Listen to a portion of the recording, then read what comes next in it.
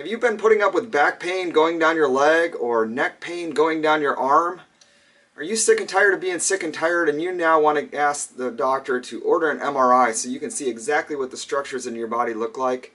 If you're ready to have that conversation with your doctor, this quick tutorial will give you the words to say to communicate to your doctor how severe your problem is and how it's affecting your life, and convince them to order an MRI for you. The first thing you need to know is that just telling your doctor about your pain usually isn't enough. You really need to get the doctor to step into your shoes and let them know how your problem is affecting your life. How is it affecting your ability to work or your family life? They can relate to that, and they can understand that if they were having trouble doing their job, it's a big deal. They would want to know what's going on, and so they'll understand that you want to know exactly what's going on as well. A few years back, I had a health crisis where I had low back pain and pain going down my leg, and my foot was going numb on my way to work.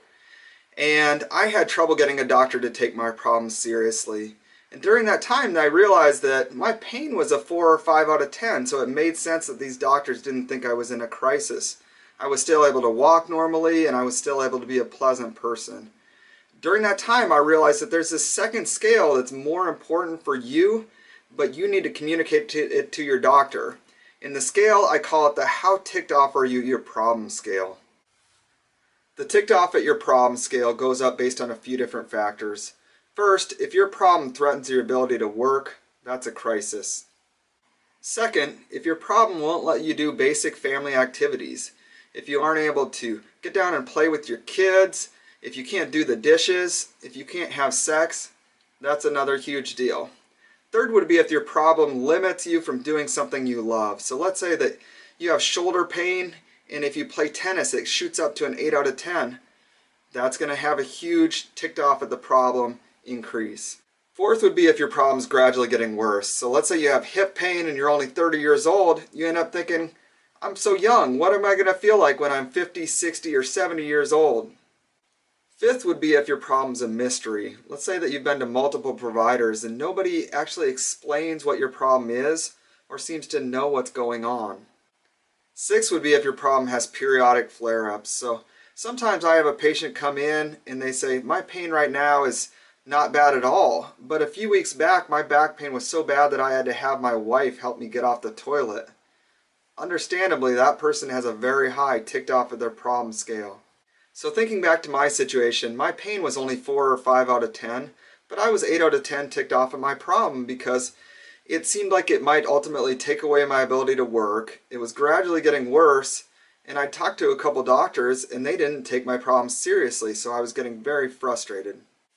So when you go to a doctor, your job really early in the visit is to clearly communicate to the doctor why you're so frustrated by your problem and why you need their help to take the problem seriously and figure out what the problem is.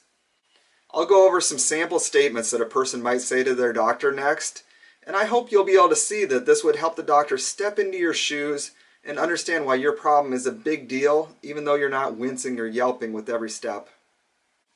Doctor, as I sit here today, I don't have any pain, but I need you to treat my problem of migraines with the seriousness of a crisis, because they've been happening more and more frequent. They're happening once or twice a month now, and when they happen, they're severe enough that I have to go home from work, and in my job I have to give presentations.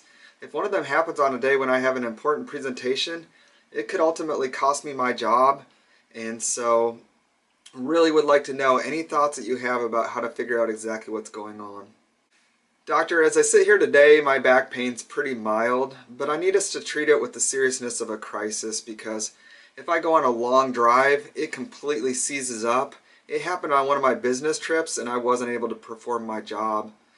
Also, I can't do things around my house. There's been a couple times that doing things as little as taking out the garbage or mowing the yard caused my back to seize up and I had to lay on the couch for the weekend. I mean, it's frustrating to not be able to be a good husband. And then additionally, it's gradually getting worse. So these severe flare-ups are becoming more and more frequent. So I really appreciate anything that you can do to figure out exactly what's causing my problem and go over strategies about how we can get it fixed up completely. Doctor, I know that my knee, I was able to walk in without severe pain or a major limp, but that's because I've been babying it.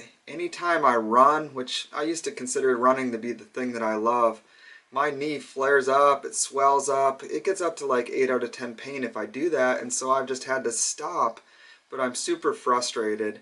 Additionally, I've already gone and seen one of the top surgeons in this area.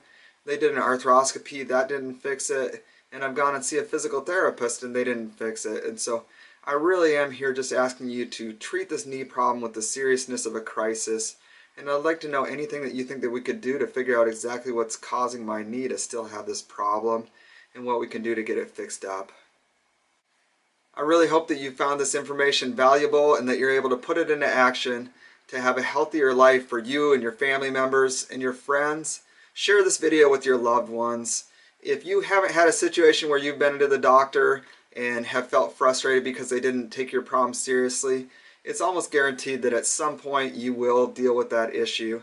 And then if you have any questions or feedback about how this went when you went and saw the doctor, by all means put a comment in the show notes. I'd love to see about your positive experiences or address any other questions you might have. So thank you for listening and have a healthier life.